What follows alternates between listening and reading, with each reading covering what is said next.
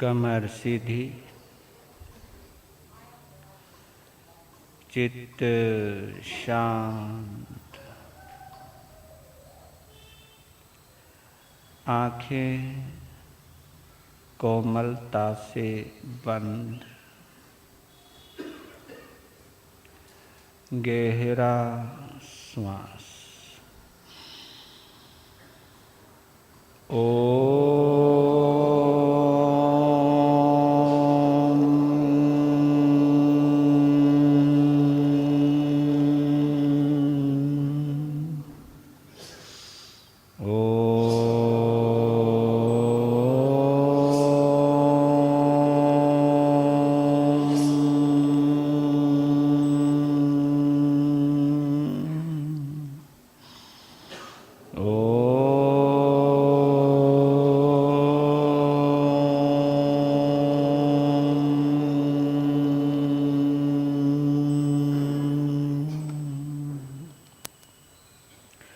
ओम शांति शांति शांति।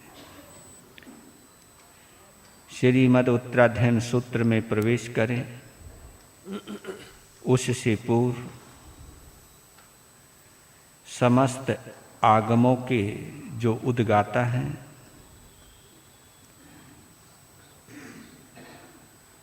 सूत्रबद्ध करने वाले हमारे गणधर हैं, जिनकी जिज्ञासा ने आगम को जन्म दिया। विरुत्थुई की रचना करने को एक गुरु मानस को प्रेरित किया।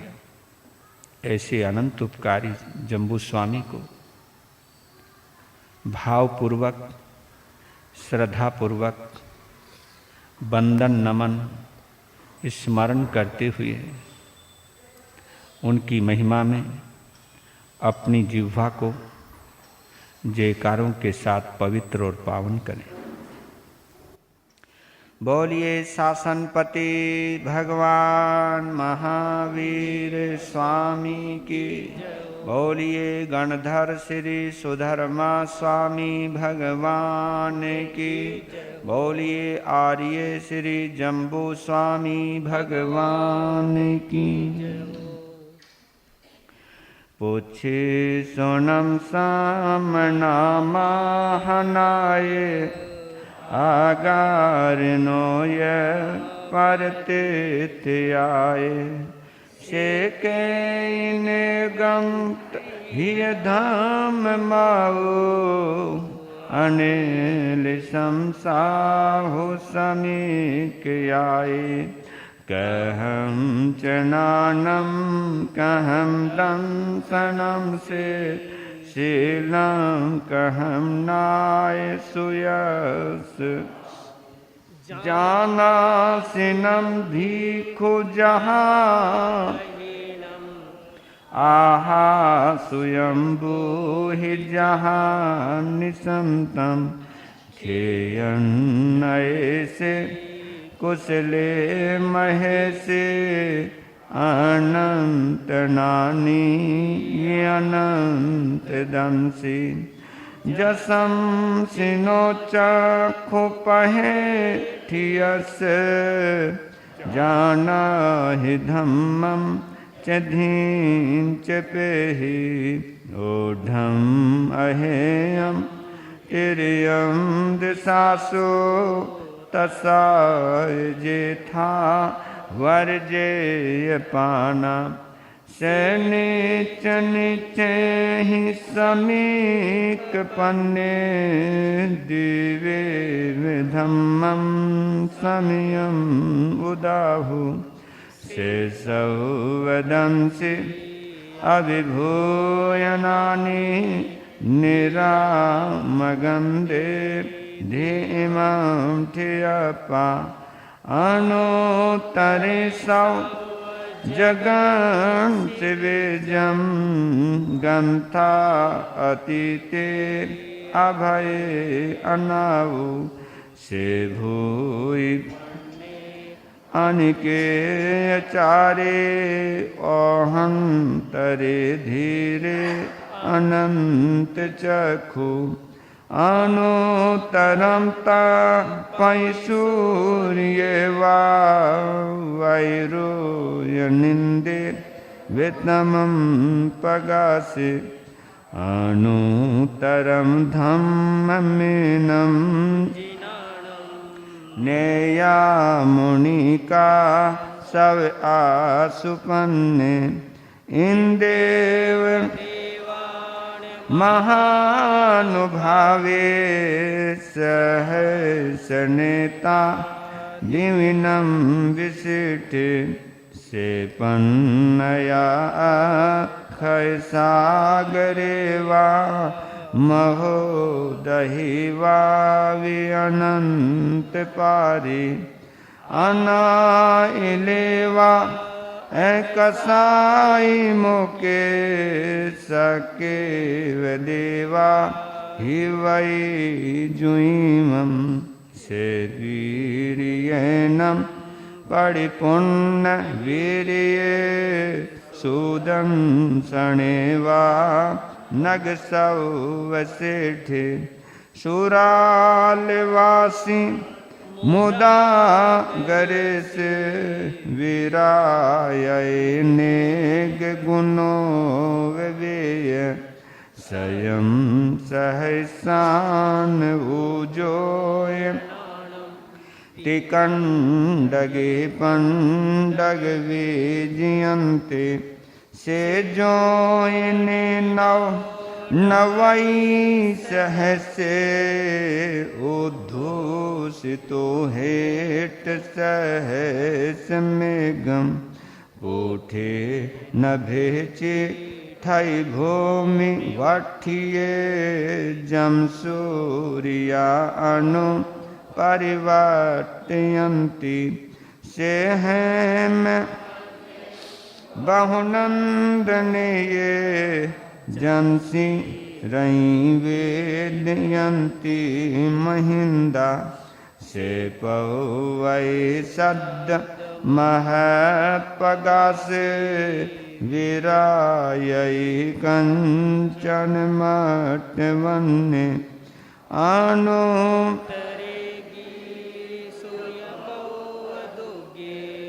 गिरि वरे से जलिए विभौमे मही मझम्मी ठिये नगिंदे पन्नायते सूर्य सुदले से एवं श्रीय ओसे भोरि वन्ने मनोरमे जो यई अचिमाली सुदंसनस्य जसो गिरिश पौचाय महतो पौवयस एतो वमे सामने नाय जाई जसोदंसन नानशीले गिरिवरेवा निसहायानं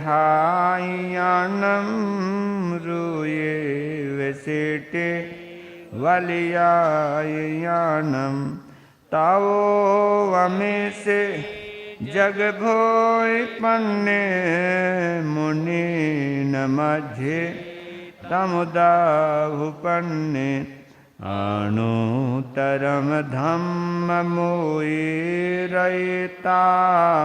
अनुतरम झानवरम जियाई सुसुक सुखम अपगंड सुखम संखिंदु एगंतवदात सुखम अनुतरंगम परमं महेशे अशेष कम्मं सेविसो है एता सिद्धिं गते साई मनंत पते नानेन शीलेन ये दंसनेन रूखे सुनाए जय श्याम लेवा जनसी रई वेदयंती सुवर्णा वने सुवानम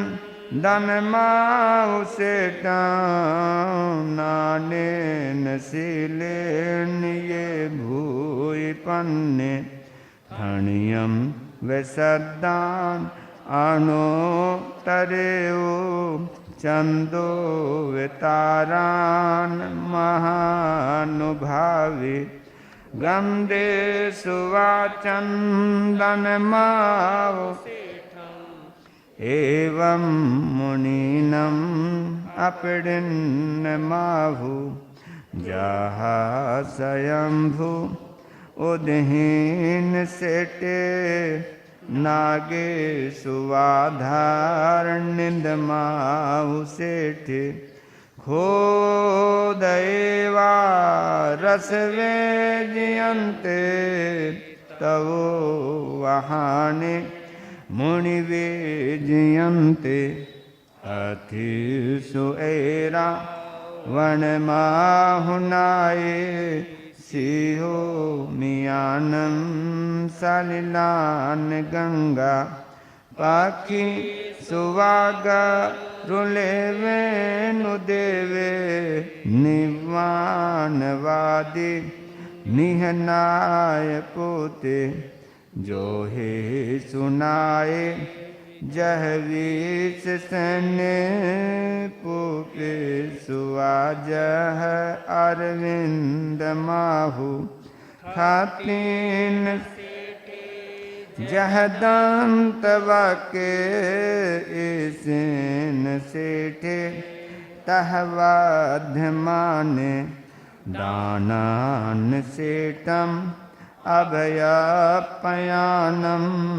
सचे सुवा अन्नवाज्यम वयन्ति तावे सुवा उत्तमम बंबचेरम लोगो तमे सामने नाय पोते धीन लवसात्मवा सभा सुहम्मा वसभान सेठा निवान जह सौधम्माने नाय पुत परमति नानी बूढ़ो वमे धुनाए विगाय गए न सन्निहि को वै आसुपन्ने तारियों समुद्रम च महाभवोघम अभियं करे वीर अनंत चक्षु कोहम च मानम च तैव मायं लोभम चौथम अजात दोषा एयानिवंता अर्हा महेशे न को वै पावन कारवे क्रिया क्रियम व्यनयान वायम अन्नानियानम पर्यचठानम शेषव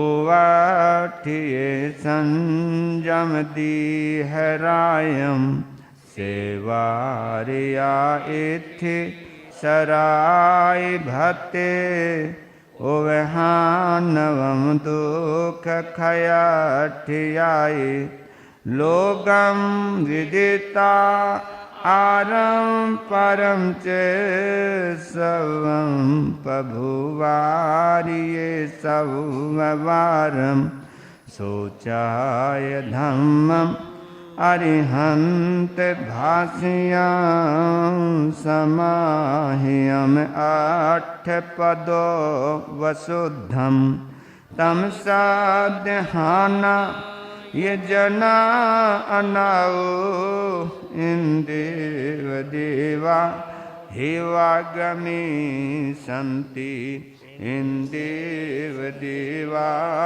हिव आगमे संतीति बेमी। बोलिए शासनपति भगवान महावीर स्वामी की। वीर प्रभु के अंतिम वाणी उत्तराधयन को खोलो। जय जिन वाणी बोल, जय जिन वाणी बोलो उत्तराधयन में। प्रभु शिक्षा अपना लो। जय जिन वाणी बोलो, जय जिन वाणी। मंगलकारी भव भय हारी जिन वाणी है सरना। जिसके आराधन से निश्चित ही मिटता जन्म व मरना। पाप कर्म को छोड़ के जिन वाणी के होलो। जय जिन वाणी बोलो, जय जिन वाणी बोलो वीर प्रभु की। उत्तराधयन को खोलो।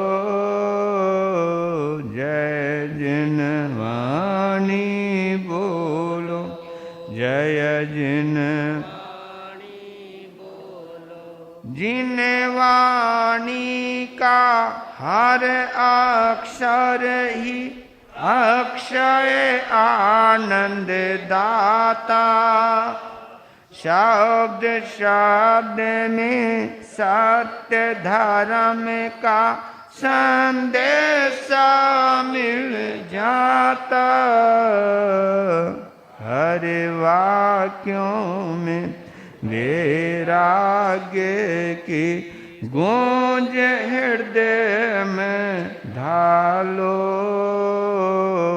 जय जिन वाणी बोलो, जय जिन वाणी बोलो वीर प्रभु के।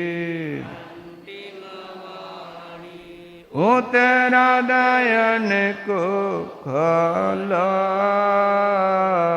जय जिन वाणी बोलो, जय जिन। छलक रही है हर एक पद में तीर्थंकर की करुणा। जिससे जिन शासन जय पाता आगम सच्चा शरणा। हम भी जीवन इधर उधर मत डोलो। जय जिन वाणी बोलो, जय जिन वाणी बोलो वीर प्रभु की। उत्तराधयन को खोला। जय जिन वाणी बोलो, जय जिन। जिससे होता तीर्थ का पोषण जो है साधक साला। हे अगे और उपादेय का मिलता बोध निराला। महावीर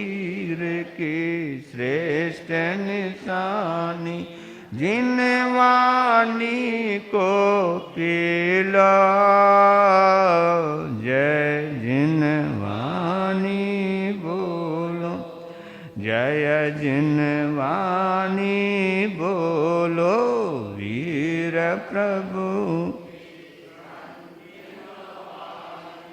सुन को खोलो,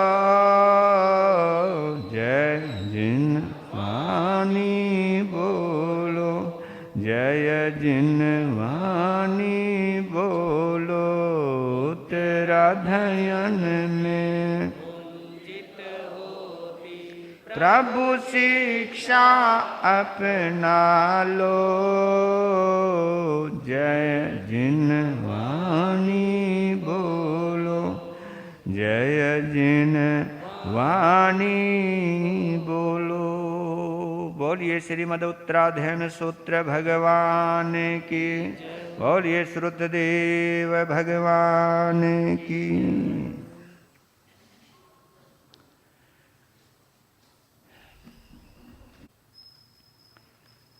24वां अध्ययन प्रवचन माता मूल पाठ का आनंद लेते हैं। अठ पवयन मायाओ समाई गुतिते वेय, पंचे वेय समीयो ताओ गुतियो, इरिया भाषण दाने उचारे समाई, इये मन गुति वाय गुति काय गुतिय, ए आओ अट समयो समसेन विया, दुवाल संगम जिन खायम मायम जथवो, आलम्बन कालन मगन जैनाइये, चौकारन परिशुद्धम संजय इनियम, तथ आलम्बनम नानम दंसनम चरणम, तह काले ये दिवते वुते मग्गे उपह, दवाओ खेताओ चेव कालो भावो, ताहा जय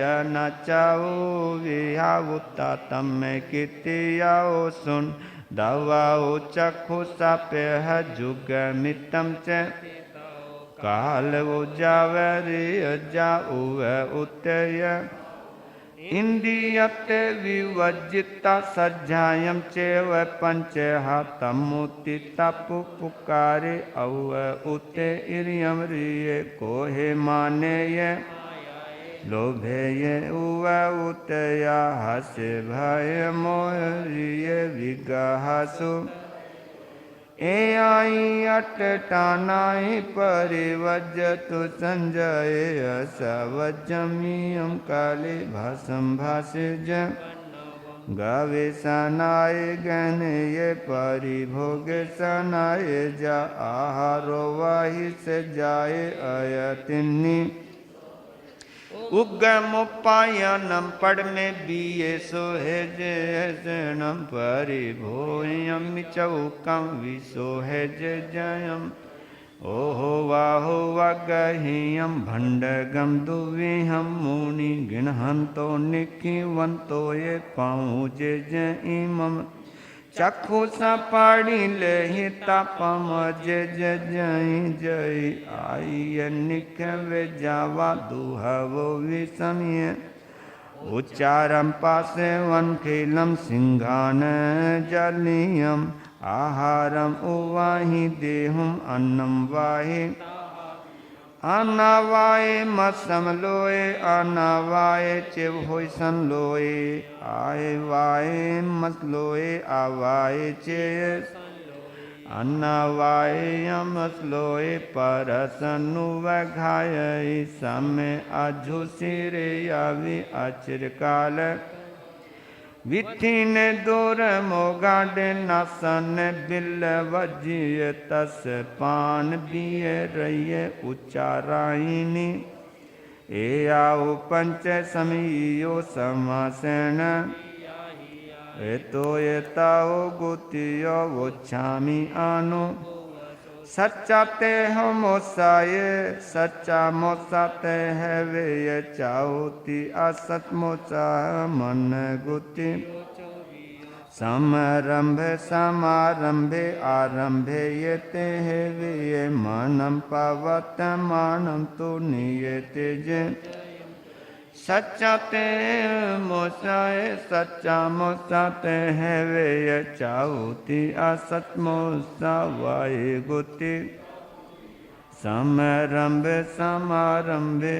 आरंभे ये वायं पवतमानं तु नियते जयं ठाने निशियन चेवते वे यतु यतने उल्लंघन पालंघन इंद्रियान समारंभ समारंभे आरंभमिते वे कायं पवतमानं तु नियते जयं एयाव पंच सामियो चरणस्य पवताने गुति नियताने वुता असुगते सुसवत एयाय पवे अनमाया जे समम आयार शेखिपम सब संसारा विपमुचाई पंडियेति देमी। 25वां अध्ययन यज्ञीय।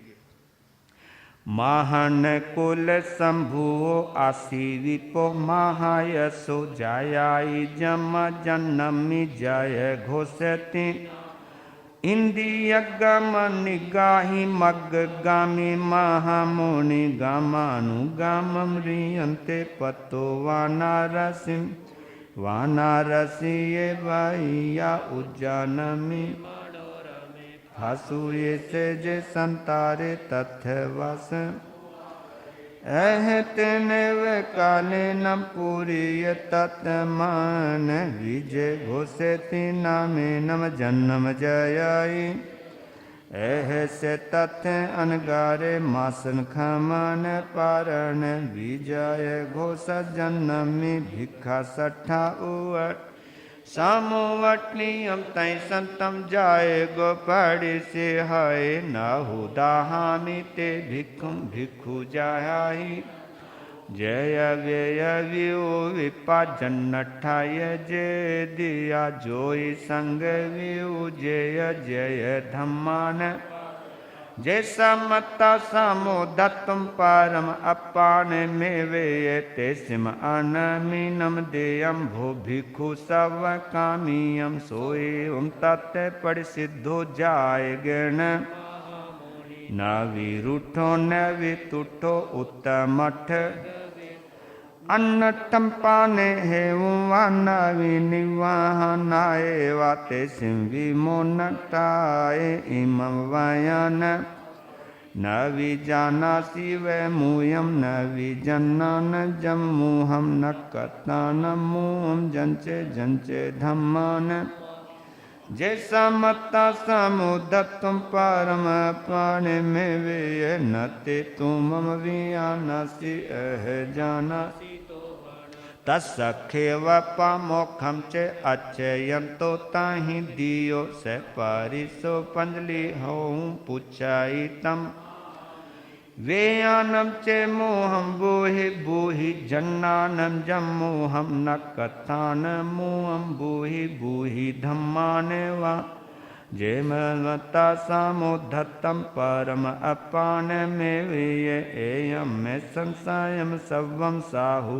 कहसु आगी होतमो आवेया जन्नति वे सामूहम नकतान मोहम चंदो धम्मानम कासावो जाहा चंदम गाहाया चिट्ठन्ति पंजुली उड़ा वंदे माना नमम संता उत्तमम मन अजान गाजन वाई विजमान संपया गुड्ढा सजाय तव सभास छन्ना जे लोए बंभनो तो अगिवमहियो जहा जा कुशल संदिठिम तम वायम भूम जो ने सजई आगंतुम पवयंतो ने सोयई रमाहे अजय वैनमी तम वयम भूम मानम जाय रुवम जहा मठम निधम तमाल राग दोष भयायम तम वयम भूम तावस्यम की समदंतम अविचयम मनसोनियम सुवयम पतनिवाणम तम वयम भूमानम तस्य पाने वियानिता संगहन जोने हिंसा इति विहेनम तम वयम भूममा को हवा जाई वा हसालो हवा जाई वा भया मुसमने वायाई जो तम वयम भूम चित्त मंत मच्चित्तम वा अपम वा जाई वा बहुम ने गणहाई अदत्तम जेतम वयम भूमा दिव मानुष तेरे चमजोने सेवाई में हूँ न मन सकायक नम तम वयम भूम जहा पोमम जले जायम नोवलिपाई वारिना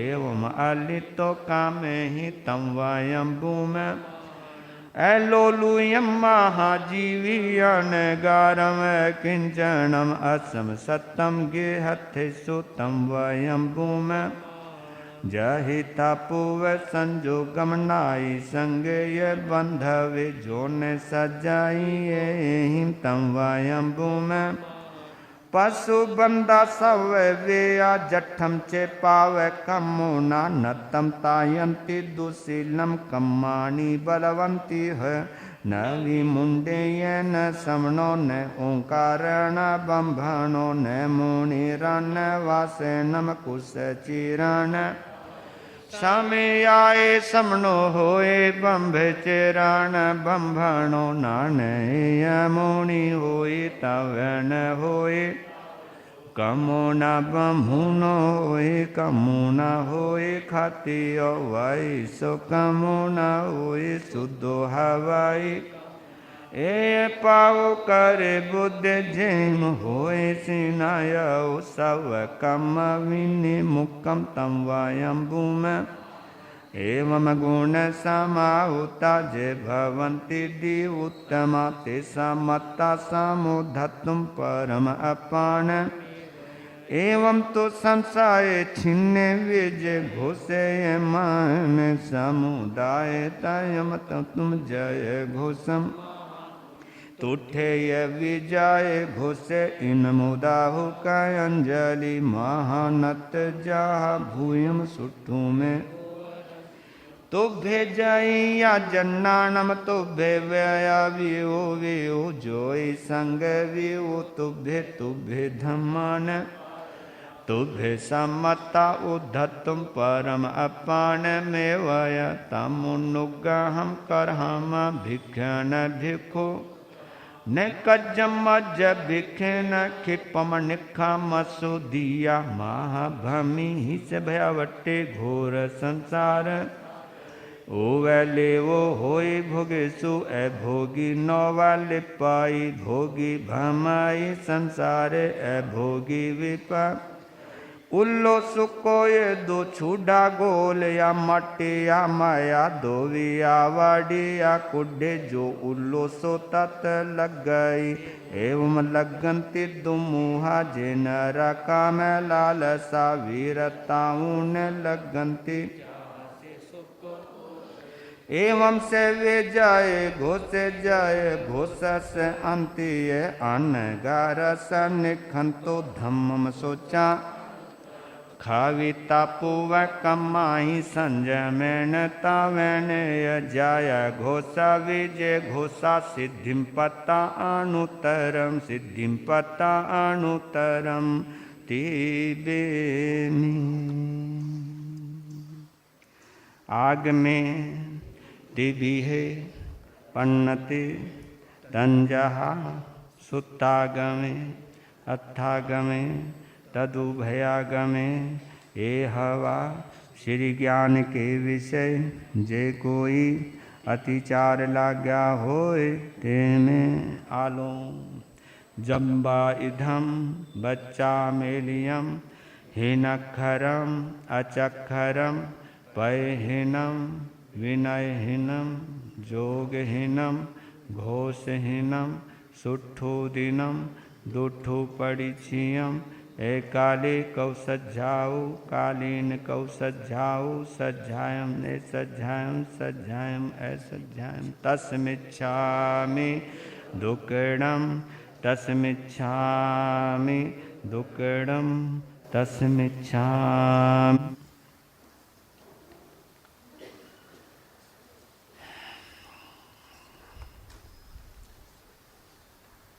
आगम की भावधारा।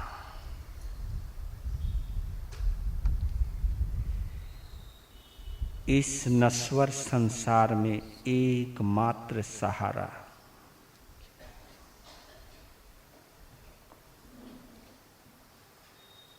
आत्मा का आलंबन रूप है आगम।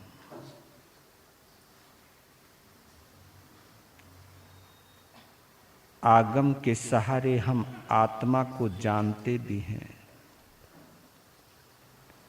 आत्मा को पहचानते भी हैं।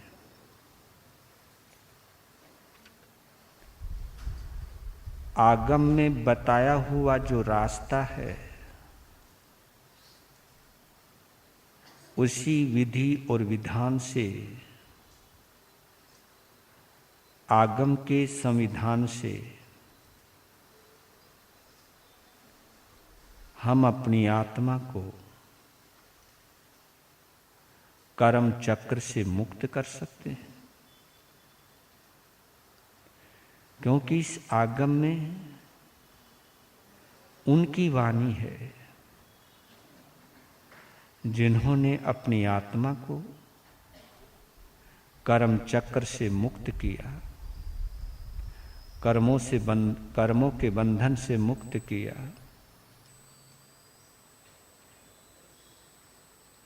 जन्म जन्मांतरों से भटकती हुई आत्मा को मुक्ति की राह दिखाई। ये आगम नहीं, ये जिनेंद्र देव की आवाज है। ये जिनेंद्र देव की ही नहीं बल्कि आत्मा की ही फरियाद है। आगम के जरिए हमें अपनी आत्मा की याद आ सकती है। आत्मा जब आत्मा को सुनती है, वही बात आत्मा को समझ में आती है।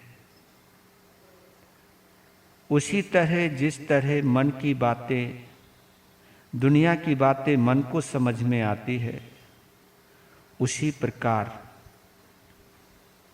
आगम की बातें केवल आत्मा को समझ में आती है। धर्म ध्यान करते हुए, सामायिक संवर प्रत्याख्यान करते हुए हमारी आत्मा में इतनी तो योग्यता आ ही जानी चाहिए जिसके आधार पर हम आगमों को ग्रहण कर सके, आगम में छुपी हुई आत्मा के स्वरों को समझ सके।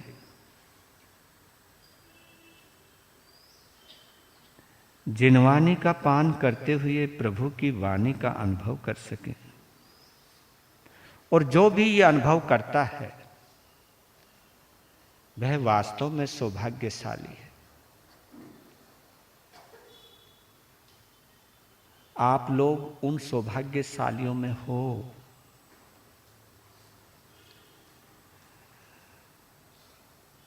जो आत्मा की आवाज को आगम के माध्यम से अनुभव कर रहे हैं। आज 24वां अध्ययन प्रवचन माता। प्रवचन यानी विशेष वचन, विशेष वचन। माता यानी मां।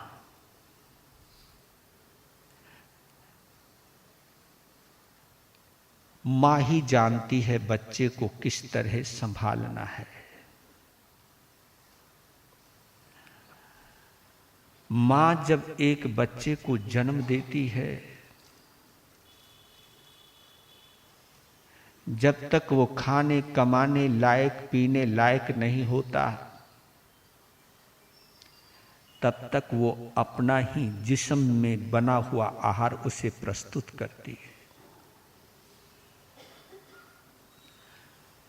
एक माँ अपने शिशु को तब तक दुग्ध पान कराती रहती है जब तक वो बाहर की चीजें खाने नहीं लग जाता है। ये माँ की विशेषता है।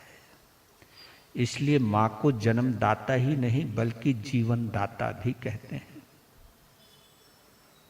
अपनी माँ से कल्पना हम कर सकते हैं कि जिनवानी भी हमारी एक माँ है और मेरे प्रभु परमात्मा ने ऐसी माँ एक नहीं, दो नहीं, 8 बताई हैं। 8 माताओं के संरक्षण में एक साधक अपनी साधना को जीता है। एक साधक अपनी साधना को आगे बढ़ाता है, आगे लेकर के जाता है। अनंत उपकार है इस प्रवचन माता का, जिसमें 5 समिति हैं, 3 गुप्ती हैं। देखिए, प्रवचन माता के माध्यम से हमको कितनी गजब की प्रेरणा मिलती है कि अगर प्रवृत्ति करनी हो, अगर कुछ काम करना हो, प्रवृत्त होना हो, एक्शन में आना हो, कि कोई आदमी ऐसा है नहीं जो निठल्ला बैठा रहे, कुछ ना कुछ तो करेगा।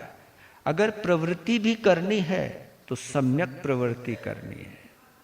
अगर कुछ काम करना ही है तो उसके करने का अपना एक तरीका है, उसकी एक नजाकता है, उसमें भी एक माधुर्य है। अगर कोई काम करना ही है तो करने का एक सलीका है, ऐसा सलीका जो किसी को चोट नहीं पहुंचाता, ऐसा सलीका जो किसी को दुखित, पीड़ित और बाधित नहीं करता। यानी कार्य में भी कहीं ना कहीं करुणा है। जब काम में भी करुणा आ जाए, कार्य में भी करुणा आ जाए तो वो समिति है। उसी को हम समिति कहते हैं। सम्यक प्रवृत्ति को हम समिति कहते हैं। सम्यक यानी अच्छी, अच्छी यानी स्वच्छ, स्वच्छ यानी शुद्ध। जो हमारी प्रवृत्ति है वो समिति कहलाती है। अगर काम करना है तो समिति के साथ कीजिए, चलना है तो देखभाल के चलिए, खाना पीना है तो देखभाल के खाइए पिए। अगर आहार पानी लाना है आपकी दृष्टि से, अगर आपने धन कमाना है, क्योंकि हमें जीवन जीने के लिए अन्न की गवेषणा भी करनी पड़ती है। आप धन की गवेषणा करते हो और साधु अन्न की गवेषणा करता है कि अन्न के आधार पर जीवन चलता है। तो उसके अंदर भी कहा है कि आहार लाओ तो कैसे लाओ, 47 दोष टाल के लाओ, पूरी समिति के साथ लेकर के आओ। बोलो तो विवेक से बोलो, ऐसे बोलो कि सामने वाले का दिल प्रसन्न हो जाए। बोलो तो ऐसे बोलो कि सामने वाले को ऐसा लगे कि कानों में अमृत झर रहा है। बोलो तो ऐसे बोलो कि जैसे कहीं कोयल बोल रही है। बोलो तो ऐसे बोलो जैसे कहीं अमृत का झरना बह रहा है। भाषा का लालित्य है। बोलने की कला भी सिखाते हैं प्रभु महावीर, चलने की कला भी सिखाते हैं, उठने बैठने की कला भी सिखाते हैं, खाने पीने की कला भी सिखाते हैं, वस्त्रों को, भंडोपकरणों को, पात्रों को रखने की कला भी सिखाते हैं। एक एक चीज के ऊपर गौर किया है कि कोई चीज उठानी हो तो कैसे उठाएं और रखनी हो तो कैसे रखें। क्या तहजीब है। एक बार स्वामी विवेकानंद विदेश में प्रथम बार जा रहे थे, पहली बार विदेश जा रहे थे। तो विदेश में जाने से पहले उन्होंने अपने गुरु को प्रणाम किया, उनका आशीर्वाद लिया। रामकृष्ण परमहंस ने अपने शिष्य को बड़े प्रेम से देखा। बस रामकृष्ण परमहंस ने एक बात कही, मां से भी मिलते हुए जाना, गुरु मां से मिलते हुए जाना। पता नहीं क्या सोच के बोला। विवेकानंद अपनी गुरु मां के पास गए, उन्हें प्रणाम किया, प्रणाम करके कहा कि मां मुझे आशीर्वाद दो। मां ने कहा किस लिए? विदेश जा रहा हूं, मैं भारत की अमानत विदेश ले जा रहा हूं, यहां की अस्मिता, यहां की महानता को विदेश ले जा रहा हूं। मैं भारत की गरिमा को पाश्चात्य संस्कृति में आदर सहित समर्पित कर सकूं, प्रदर्शित कर सकूं, ये सामर्थ्य दो। मैं भारत की संपदा को उन विदेशियों की आंखों में, जिनकी आंखों में भौतिकता के सिवाय कुछ भी नहीं है, मैं भारत की आध्यात्मिकता का लोहा मनवा सकूं मां, पर लेकिन ये आपके आशीर्वाद के बिना नहीं बन पाएगा। मां ने बड़ी गहराई से देखा। उस वक्त वो रसोई में थी, रसोई बना रही थी। पता नहीं क्या मन में आया, अरे नरेंद्र, विवेकानंद का नाम नरेंद्र है, अरे नरेंद्र जरा वो चाकू पकड़ाना, मुझे सब्जी काटनी है। वो गया, चाकू उठाया, काटने वाला जो हिस्सा था विवेकानंद ने उसको अपने हाथ में पकड़ा, और पकड़ने वाला जो हिस्सा था वो मां की तरफ बढ़ाया। ये दृश्य देखा मां ने, पकड़ लिया और आशीर्वाद दिया, जा तू सफल हो जाएगा। विवेकानंद समझे नहीं, कहा कि मां ये चाकू मंगाना फिर आशीर्वाद देना, ये आशीर्वाद तो तू पहले भी दे सकती थी। नहीं, मुझे देखना था कि चाकू पकड़ाने का कैसा ढंग है तेरा। पकड़ाने को तो तू जिधर से चाकू को हाथ से पकड़ते हैं उसको पकड़ करके तू मुझे दे सकता था, लेकिन तेरे मन में ये ख्याल आना कि कहीं चाकू पकड़ने में मेरी मां से गलती ना हो जाए, कहीं उनको चोट ना लग जाए, इसलिए तूने काटने वाले हिस्से से खुद पकड़ा और पकड़ने वाले हिस्से से मुझे पकड़ाया। अगर इतना करुणा है, इतना विवेक है, इतना संयम है, तो बेटा जा, तू सफल ही सफल हो जाएगा। एक छोटी सी बात हमारे व्यवहार से पता चल जाता है कि कौन कैसे उठा रहा है, कैसे पटक रहा है। आप लोग भी कभी कभी आते हो, अपना समाज का वो जो बैग है भाड़क सीधा पटका बिछाया, बैठे, लेकिन ये देख कर कि कोई जीव मर तो नहीं रहा है, ये विवेक से रखना। जो यहाँ पर इतना विवेक रखता है वो घर में भी विवेक रखेगा।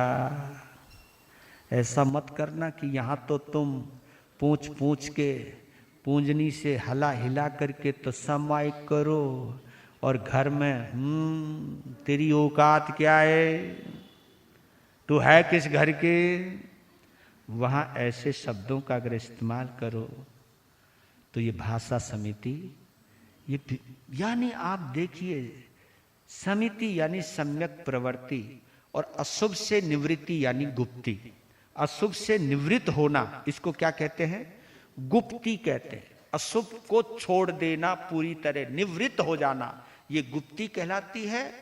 और शुभ में अच्छे तरीके से किसी काम को करना, संयम के साथ करना, अनुशासित ढंग से करना, ये समिति कहलाती है।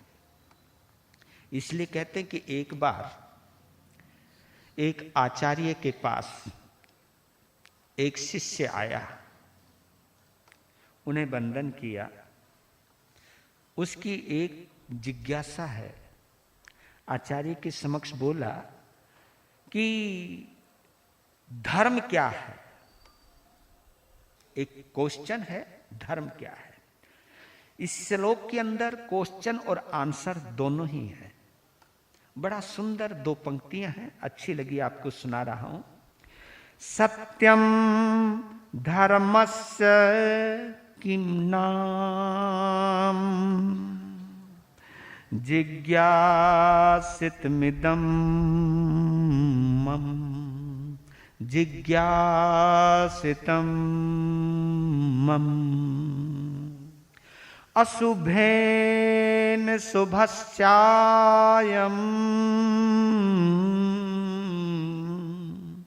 संघर्षः धर्मम् उच्यते। सत्य धर्मस्य किम नाम जिज्ञासित मिदम मम। हे प्रभु, हे आचार्य भगवान, सत्य धर्म क्या है ये मेरी जिज्ञासा है। यानी धर्म को जानने की जिज्ञासा लेकर के मैं आपके पास आया हूं, मुझे समझाने का प्रयास कीजिए। तो क्या जवाब दिया? अशुभेन शुभस्यायम संघर्षः धर्मम उच्यते। हे शिष्य, अशुभ का शुभ के साथ जो संघर्ष है, अशुभेन शुभस्यायम संघर्षः धर्मम उच्यते। अशुभ के साथ शुभ का, बुरे के साथ अच्छे का जो संघर्ष है, यही धर्म है। इसका मतलब और गहरा कि 2 तत्व हैं। एक तत्व है अशुभ और एक तत्व है शुभ। राइट? शुभ और अशुभ। पहले हम अशुभ को लेते हैं। अशुभ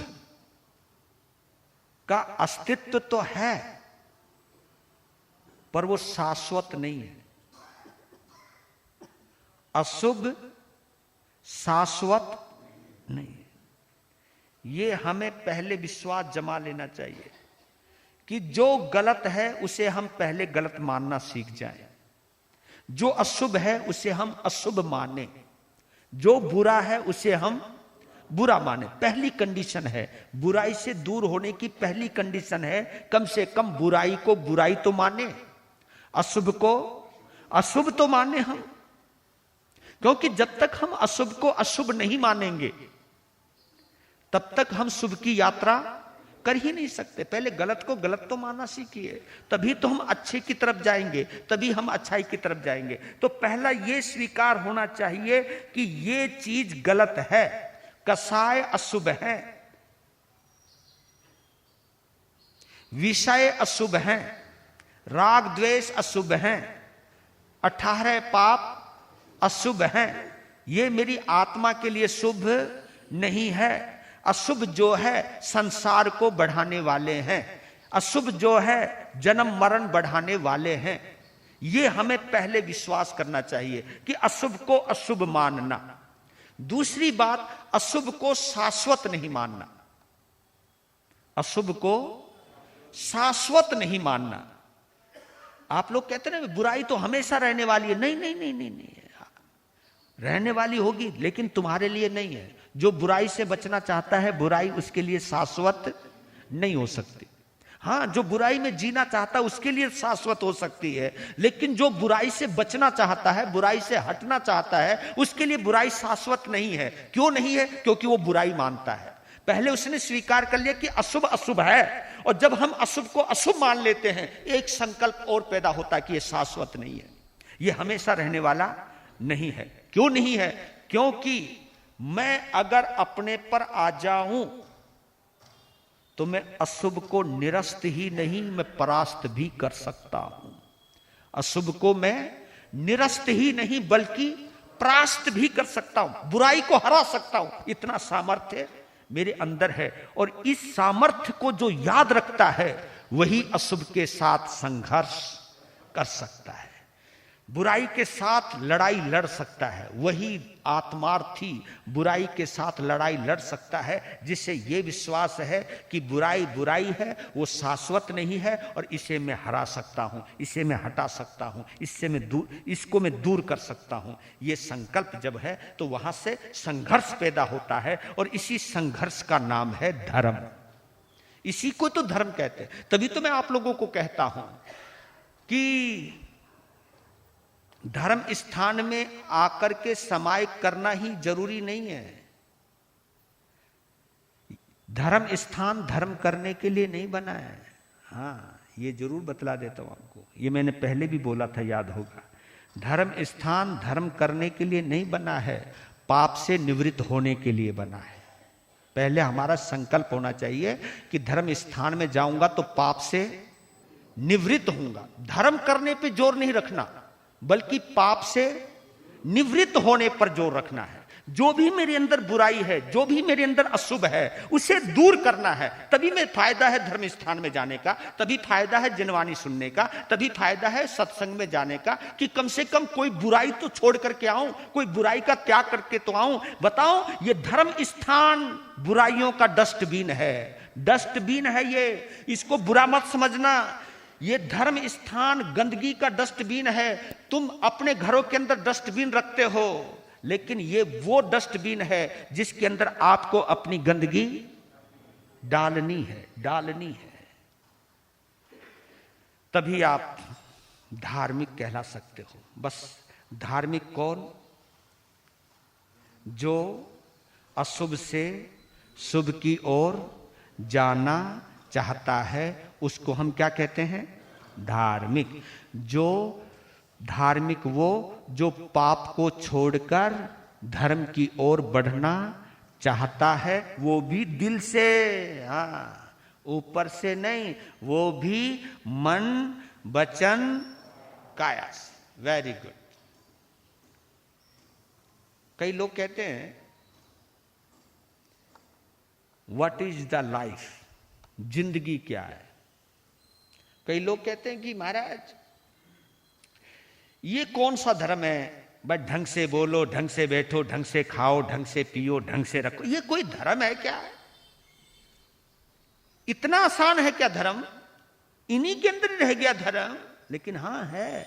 लेकिन मैं आपसे ही पूछना चाहता हूं, आपकी जिंदगी से और हम अपनी जिंदगी से तीन चीजें निकाल दो, बचेगा क्या? अगर हम अपनी जिंदगी से शरीर को निकाल दें, यानी काया को निकाल दें, वाणी को निकाल दें और मन को निकाल दें, तो जीवन में बचेगा क्या? जीवन में शेष क्या रहेगा? कुछ भी तो नहीं। जीवन का मतलब क्या समझते हो? ये शरीर, ये मन और ये वाणी, यही तो जीवन है। और है क्या? इनकी गलत प्रवृत्ति, इनका गलत अभ्यास संसार है और इनकी सम्यक प्रवृत्ति धर्म है। और ये सम्यक प्रवृत्ति हमें मुक्ति की तरफ लेकर के जाती है। ये आपको समझना ही है, जानना ही है। आगम के माध्यम से, प्रवचन माता के माध्यम से आपको यही प्रेरणा देना चाहता हूं कि हम शुद्ध बने, मेरी काया शुद्ध बने, मेरी वाणी शुद्ध बने, मेरे मन शुद्ध बने, मैं बस अशुभ से शुभ की ओर जाऊं। इसी को ही तो कहते हैं मृत्यु से अमृत की ओर जाना। इसी को कहते हैं असत्य से, ये जो मैंने बोला था ना, अशुभ असत्य ही होता है, या असत्य जो है वो अशुभ ही है, वो शाश्वत नहीं है। अगर शाश्वत होता तो हम कभी भी नहीं कहते सत्य असत्य से सत्य की ओर जाए। तो अगर हम अंधकार से प्रकाश की ओर जा रहे हैं, असत्य से सत्य की ओर जा रहे हैं, मृत्यु से अमृत की ओर जा रहे हैं। मुक्ति का मतलब जानते हो? अमृत, शुद्ध अमृत। वहां जन्म मरण है ही नहीं, इसलिए उसको क्या कहा? और आपको मालूम होगा अनुत्तर गति, उसका नाम एक और है। मुक्ति का एक नाम है, कौन सा? अनुत्तर गति। जो हम बोलते ना, चैता भारम वासम चक्रवट्टी मही ढियो संति संति करे लोय पत्तो गई मनुत्तरम। गई यानी गति, गतिम अनुत्तर गति। अनुत्तर गति, मुक्ति को अनुत्तर गति कहा है। अनुत्तर गति यानी वहां जाने के बाद जहां कोई उत्तर ही नहीं रहता, अनुत्तर, वहां कोई जवाब नहीं है। ये तो है मनुष्य गति में गया, हाँ भाई मनुष्य गति में गया हूं तो मैं नरक में भी जा सकता हूं, इस गति से मैं देवलोक भी जा सकता हूं, देवलोक से मैं मनुष्य गति त्रिंश गति में भी आ सकता हूं, नरक का जीव इधर से उधर भी हो सकता है। हर गति का उत्तर है, लेकिन एक गति अनुत्तर है, उस गति का कोई उत्तर नहीं है, वो है मुक्ति। अनुत्तर गति, उत्तम से उत्तम गति वही है जब हम शरीर से मुक्त हो जाएं, जहां शुद्ध आत्मा रह जाए। तो शुद्ध आत्मा की साधना करने की जो हमें तौर तरीका बतलाती है उसका नाम है प्रवचन माता। ये माँ है हमारी, माँ हमारी भी तुम्हारी भी। जो भी साधना करना चाहता है उसके लिए ये अष्ट प्रवचन माता है। लीजिए, क्योंकि हाँ इसी बात पर मुझे एक बात और याद आ गई, एक सवाल उठा, गौर करना। भाई इस दुनिया में सबसे बड़ा कौन? सबसे बड़ा कौन? बड़ा सवाल, बड़ा महत्वपूर्ण है। एक से पूछा तो जो वो सबसे बड़ा समझता था उसको उसने वो बताया। एक ने बताया पृथ्वी सबसे बड़ी, अपनी जगह वो ठीक था, पृथ्वी, और उसकी नजर में पृथ्वी से बड़ा कुछ था ही नहीं, भाई पृथ्वी सबसे बड़ी। दूसरे ने कहा नहीं, मुझे लगता है समुद्र सबसे बड़ा है, समुद्र सबसे बड़ा है, और देखा जाए पृथ्वी से आज भी समुद्र बड़ा है कि नहीं, समुद्र सबसे बड़ा है। तीसरे ने कहा नहीं भाई, समुद्र से भी कोई बड़ी चीज है, वो आकाश। आकाश समुद्र नहीं, सबसे नहीं, इन दो से बड़ा। पृथ्वी बड़ी, पृथ्वी से बड़ी बड़ा समुद्र, और समुद्र से बड़ा आकाश। आकाश बहुत बड़ा, सबसे बड़ा, यूं बोलने लगा। एक ने कहा नहीं यार, आकाश से भी बड़ा कोई है। क्या? उन्होंने कहा भगवान। भगवान जो है वो आकाश से भी बड़ा है। अब बोलने वाले ने बोल दिया, अब वो सोचने लगा भाई भगवान से बड़ा तो कोई हो ही नहीं सकता। एक ने कहा नहीं, भगवान से भी बड़ा है कोई। भाई भगवान से बड़ा कौन हो गया? कि भगवान से बड़ा है भक्त का हृदय। कैसे? कि जिसने सबको संभाल रखा है, इतने अस्तित्व में समाया हुआ है भगवान। भगवान, वो भगवान एक भगत के छोटे से दिल में समा जाता है। मेरी नजरों में भगत से बड़ा कोई भी नहीं। मानते हो ना इस बात को? ये अस्तित्व है आपका, ये व्यक्तित्व है आपका, यानी संपूर्ण परमात्मा को आप अपने हृदय में समाहित कर सकते हो।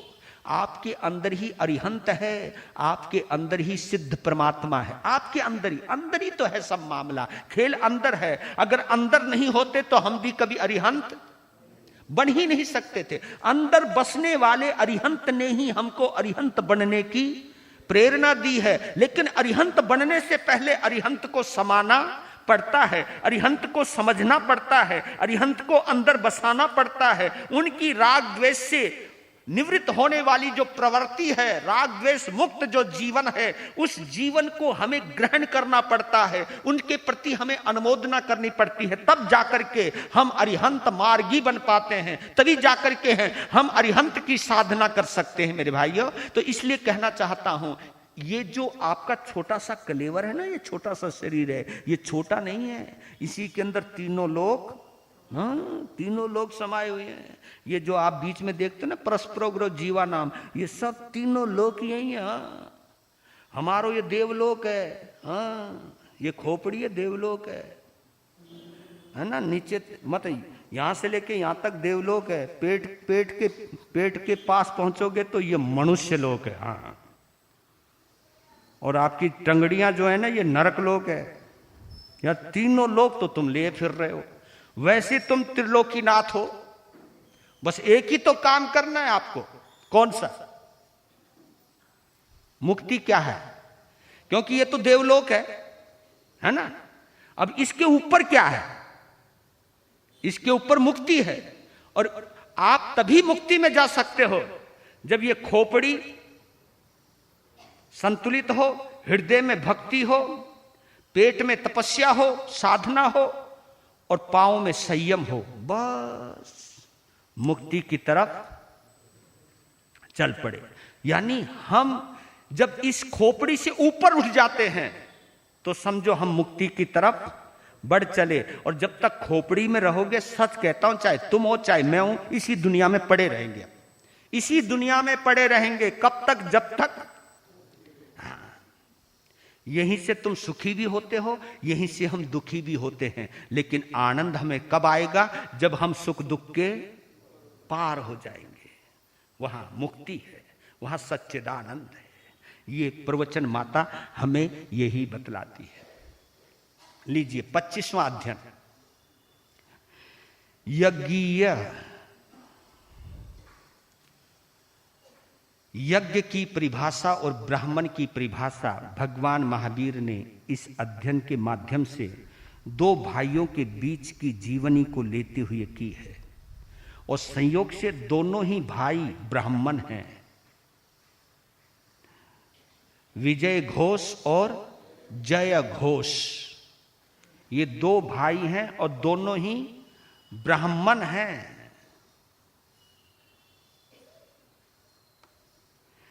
चार पंक्तियां एक बार दोहराता हूं, फिर आगे चल लेता हूं थोड़ा। मन के विकारों की सभी, मन के विकारों की सभी आहुति देना यज्ञ है। साधता जो आत्मा यज्ञार्थी वो तत्वज्ञ है। ब्रह्मवर्त से ब्रह्म होता, ब्रह्मव्रत से ब्रह्म होता। श्रमण है समभाव से, शूद्र और क्षत्रिय होते कर्म के अनुभाव से, कर्म के अनुभाव से। मन के विकारों की सभी आहुति देना यज्ञ है। जो मन के विकारों की आहुति दे देता है, अपने भाव यज्ञ में, धर्म के यज्ञ में, साधना के यज्ञ में, सामायिक के यज्ञ में, संवर के यज्ञ में, पोषद के यज्ञ में, 12 प्रकार की तपस्याओं की यज्ञ के अंदर जो अपने विकारों की, मन के विकारों की जो आहुति, जैसे बोलते हैं ना स्वाहा स्वाहा। अब स्वाहा करते करते तो कभी उसमें हम कुछ तिनके डालते हैं, कभी घी डालते हैं, कभी आग डालते हैं, पता नहीं क्या क्या डालते रहते हैं। लेकिन भगवान ने कहा भाई ये तू चीजें कब तक डालता रहेगा, कब तक डालता रहेगा? डालना है तो इसमें डाल जा। क्रोध स्वाहा, अभिमान स्वाहा करा करो, समाज में बोला करो थोड़ी दूर। लगे तो सही, हाँ यहाँ पंडित और पंडितानियां बैठी हैं, लगे तो सही ब्राह्मण और ब्राह्मणियां बैठी हुई हैं, लगे कुछ जमना चाहिए मामला कि यहां पर भी कोई छोटी मोटे चीज नहीं, यहां यज्ञ चल रहा है। क्रोधम स्वाहा, अभिमानम स्वाहा, माया स्वाहा, राग द्वेष स्वाहा। ये असली यज्ञ है। इस यज्ञ की प्रेरणा दी है मेरे प्रभु महावीर ने कि जब तक तुम ये यज्ञ नहीं करोगे तब तक हम निखर नहीं सकते, संवर नहीं सकते, शुद्ध हो नहीं सकते, ब्राह्मण बन नहीं सकते। क्योंकि ब्राह्मण को हमारे यहां भारतीय संस्कृति में सबसे बड़ा माना जाता है। उसके लिए एक और शब्द का इस्तेमाल किया है, ब्राह्मण को भूदेव कहते हैं। भूदेव यानी धरती का देवता, देव। ब्राह्मण को बहुत सम्मान दिया है। ब्राह्मण पहले कोई कोई होते थे, ब्राह्मण ब्रह्मचारी हुआ करते थे, और ब्राह्मण कोई जात नहीं थी पहले, बाद में ये जाति बन गई। उसी तरह जिस तरह जैन कोई जाति नहीं थी, आज जैन भी जाति बन गए। जैन कोई जात कोई है हमारी। आप कहा कि तुम क्या क्या बात सोचते हो? आप लोग बोलते हो कि जैन एक जाति है, बिल्कुल नहीं है भैया, जैन कोई जाति नहीं है, लेकिन अब जाति बन गई। नहीं भाई हम जैन हैं। जैन तो एक चिंतन है, एक जीने का तरीका है। ब्राह्मण किसको कहते हैं, क्षत्रिय किसको कहते हैं, शूद्र किसको कहते हैं, वैश्य किसको कहते हैं, पूरा ब्यौरा दिया है इस यज्ञ अध्ययन के अंदर। बात कहां से शुरू हुई कि एक बार बनारस में रहने वाले जय घोष विजय घोष नामक दोनों ब्राह्मण भ्राता युगल अपने यज्ञ क्रिया करते हुए जीवन व्यतीत करते थे। तो एक बार जय घोष ने गंगा नदी में स्नान करने के लिए जब गया तो वहां एक दृश्य देखा। दृश्य भी तो क्या देखा कि एक सांप मेंढक को खा रहा है। एक सांप मेंढक को खा रहा है, मुंह में दबा रखा, और बेचारा मेंढक बाहर निकलने की कोशिश कर रहा है। और संयोग ऐसा हुआ, मेंढक उस वक्त एक मक्खी को खा रहा है। मरने को हो रहा है, लेकिन फिर भी जीभ बाहर निकाल के मक्खी को पकड़ रखा है। मेंढक ने मेंढक को पकड़ रखा है, सांप ने। इतने में आया एक कुरर पक्षी, उसने सांप को पकड़ लिया। अब सांप को खाने के लिए कुरर तैयार है, दबोच लिया है। लेकिन गजब की बात कि कुरर पक्षी सांप को खाने को तैयार है और सांप मेंढक को खाने को तैयार है, मेंढक मक्खी को खाने को तैयार है। जय घोष ने देखा, वाह भाई वाह, यहां जिंदगी खतरे में पड़ी है और ये सब अभी भी खाने के चक्कर में पड़े हुए हैं, एक दूसरे को खाने को चक्कर में पड़े हुए हैं। तो उसने सोचा कि ये माजरा क्या है, ये नजारा क्या है। इस बात को देखते ही उसको वैराग्य हो जाता है। भाई यहां पे तो हर कोई किसी को, तुम लोग भी सोते सोते भी दूध का गिलास चढ़ा के सोते हो। नगा जी आने दे माल। हाँ, खाते खाते कोई गुटखा चबा के खावे, कोई पान दबा के खावे, कुछ ना कुछ। चल सोने से पहले फ्रिज खोलो और खाओ। अरे भाई थोड़ी बहुत शांति तो रखो भाई, कब तक खाओगे, थोड़ी मर्यादा रखो, फिर बीमार होते हो। और ऊपर से डॉक्टर ऐसे हो गए ना कि कुछ भी खाओ। डॉक्टर भी तो ऐसे हो गए, एलोपैथी वाले ये बोलते कुछ भी खाओ। और मालूम है तुम्हें क्यों कहते हैं? लोग खाएंगे नहीं तो बीमार कैसे पड़ेंगे, और बीमार नहीं पड़ेंगे तुम्हारा धंधा कैसे चलेगा। वो भी बड़े चालाक हैं। हाँ बहुत चालाक है वो तुम्हें इसलिए कहते हैं कि तुम खाओ, दवाई ले जाओ, खाओ, कुछ भी खाओ, दवाई है, हर बीमारी की दवाई है। पर लेकिन हमारे यहां पर कहा है कि 100 दवा एक परहेज, 100 दवाइयां एक तरफ और एक परहेज, यानी संयम एक तरफ। संयम हर बीमारी का इलाज। लेकिन आदमी संयम, आपको मैंने एक बार बोला था ना, 60 गांवों में पशुओं का एक ही हॉस्पिटल था। 60 विलेज में, 60 गांवों में पशुओं का एक ही अस्पताल था, और एक ही गांव में आदमियों के लिए 60 हॉस्पिटल थे। क्योंकि पशु तुमसे और हमसे समझदार है। उन्हें लगे ना कि अब पेट खराब हो रहा है, कुछ चीज चल नहीं रही, वो खाना ही छोड़ देते। जब पूछा था ना किसी किसान से, तुम्हें कैसे पता चलता है, ये कोई बताते, कोई मुझे बुखार है, मुझको ये है, हम तो बता भी देते, ये न कि बस ये खाना छोड़ देते हैं, और खाना छोड़ते हमें पता चल जाता कि पशु। हाँ, पशु खुद तो अपना इलाज कर लेता है, और ऐसे पशुओं के इलाज के लिए 60 गांव में एक हॉस्पिटल होता है, क्योंकि पशु बीमार जल्दी नहीं पड़ते, उनका संयम है अपने ऊपर। और हम कभी कभी अपने ऊपर संयम, तभी तो कहता हूं इंसान कभी कभी पशु से भी, बुरा मत मानना, उसमें मैं भी हो सकता हूं, मैं तुम्हें कोई मना कर रहा हूं, मैं भी तो हो सकता हूं, मैं संत होकर के भी संयम ना रखूं, ये भी तो हो सकता है। तो वैराग्य हो गया, वैराग्य होने के बाद साधना की, मांस खमन किया और इतनी तपस्या करी, शरीर को तपा लिया। गंगा नदी के बाद वो गया ही नहीं घर, साधक बन गया। ढूंढा उसको बहुत, नहीं मिला, लोग अपने में मस्त हो गए, यहां कोई किसी की परवाह, सच बतला रहा हूं, कोई किसी की परवाह नहीं करता। जब देखा कि आया नहीं, चलो पता नहीं कहीं नदी में डूब गया होगा, कहीं मर गया होगा, सब क्रियाकर्म कुर करके एक तरफ हुए। यज्ञ मंडप में जय घोष पारने के लिए आए, पर लेकिन शरीर से, अपने शरीर को, तपस्या से शरीर को इतना सुखा लिया कि विजय घोष अपने सगे भाई को पहचान नहीं पाया, खड़ा हो गया। वहां यज्ञ चल रहा है। विजय घोष ने कहा, क्योंकि उस वक्त जैन संतों को वैदिक लोग पसंद नहीं करते थे, क्योंकि महावीर का सारी साधना कहीं ना कहीं वैदिकों के खिलाफ चली गई, क्योंकि वैदिक लोग बाहर के क्रियाकांड में विश्वास ज्यादा करते थे, छुआछूत ज्यादा मानते थे, जातिवाद ज्यादा मानते थे, स्त्रियों को बहुत नीचा माना जाता था। इन सब चीजों को जब वो राजकुमार थे ना, तभी देख लिया था घूम घूम करके। तो उनके खिलाफ कहा कि मैं इस धर्म का हिस्सा नहीं बनूंगा, मैं कुछ ऐसी साधना करूंगा जो आत्मा की साधना है।